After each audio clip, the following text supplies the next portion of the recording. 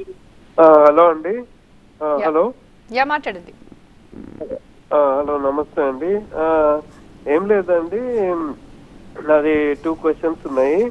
First ఏంటంటే అసలు జనసేనకి ఏం ఓటు బ్యాంక్ ఉంది అంటే పోయినసారి ఏదో 6% అంటారు కానీ అది సిపిఎం బిఎస్పి తోని కలుపుకొని 6%. సో అసలు మీకు 10-15 సీట్స్ లో పోటీ చేసే ఇది కూడా లేదు, అంతా టీడీపీ మీద డిపెండ్ అవ్వాల్సి వస్తుంది. మీరు అసలు అంటే 30 సీట్స్ కావాలి, మాకు 40 సీట్స్ కావాలని అడగడం ఏంటి టీడీపీని?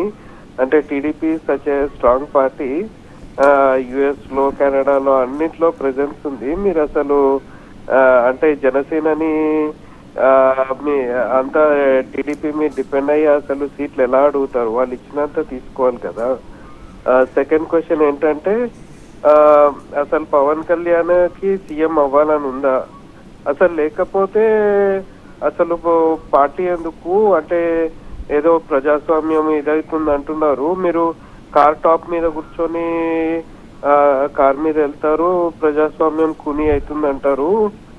అదేంటి అంటే అది కూని అవ్వడమా, లేకపోతే మీరు ప్రతిపక్షంలో ఏదైనా చేయొచ్చని మీకు ఇదా అని క్వశ్చన్ అండి. రైట్. సునీల్ గారు నమస్కారం అండి. జనసేన ఓట్ బ్యాంక్ ఎంత ఉంది? 6%. సిపిఐ ఎస్ డెఫినెట్గా మీరు అన్నట్టు 6%, 6.5%, 6.7%, ఏదైనా మీరు పోను 3% ఇవ్వండి, మాకు 3% ఇవ్వండి. ఎక్కడుంది అని అంటారు? 3% ఉంది కదా. 3% ఎంతమంది తెలుసు కదా. ఒక్కరు మమ్మల్ని నమ్మినా మేము రాజకీయం చేస్తాం. అదే ప్రజాస్వామ్యం. ఫస్ట్ మీరు అర్థం చేసుకోండి ప్రజాస్వామ్యం అంటే ఏంటో. 10 నుంచి 15 సీట్లు మీరు ఎక్కడి నుంచి చూడడానికి లేదు. 30 సీట్స్ అవమానించకండి. నిజంగా ప్రజాస్వామ్యం తెలిసిన వ్యక్తి ఏ వ్యక్తి అయినా సరే వాళ్ళు ఈ మాట మాట్లాడరు.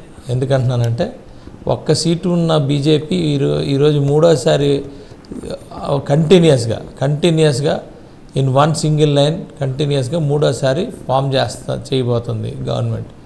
మీరు ఆలోచించండి, ఇవన్నీ కూడా ఆలోచించి మీరు మాట్లాడండి. అవహేళన చేయకండి. మాకు ఎవరు ఎన్ని ఇస్తే అన్ని నో.